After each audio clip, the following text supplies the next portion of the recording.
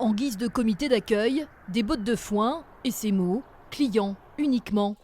William et Maxime Palang ont repris l'exploitation de leur père à Sercasté en 2016. Il y a quelques jours, ils ont découvert un arrêté préfectoral les obligeant à abattre de manière préventive leurs 2000 canards pour freiner la progression du virus de la grippe aviaire.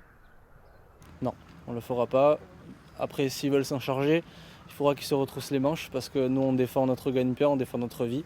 Donc on a mis en place un barrage au niveau de l'exploitation où on fait rentrer que les clients.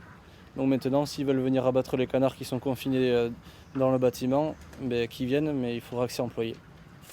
Cet élevage, c'est toute leur vie et leurs animaux sont sains. L'exploitation fonctionne en autarcie. Les canards arrivent âgés de quelques jours puis sont élevés et abattus sur place.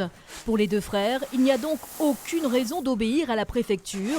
Le faire aurait de trop lourdes conséquences financières. Pour vous donner une idée, là, il nous reste à peu près 2000 canards pour finir la saison qui va se terminer fin mars. Ça représente à peu près 120 000 € de chiffre d'affaires. Ça m'étonnerait qu'on m'indemnise 120 000 € si on vient me tuer les canards.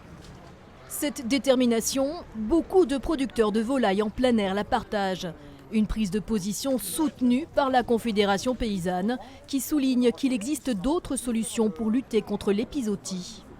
Une chose dont on n'a pas parlé, on parle assez peu, c'est le vaccin. Voilà, peut-être qu'il faudra, dans ces périodes sensibles, vacciner les animaux. Baisser aussi les densités d'aliments, parce que un secteur comme la Chalosse, quand le virus arrive, la proximité des élevages et la surdimension des élevages, le virus, c'est ce qu'il préfère, quoi. Il existe aujourd'hui une vingtaine de foyers de grippe aviaire dans les Pyrénées-Atlantiques. Les éleveurs ont jusqu'au 27 janvier pour abattre leurs volailles.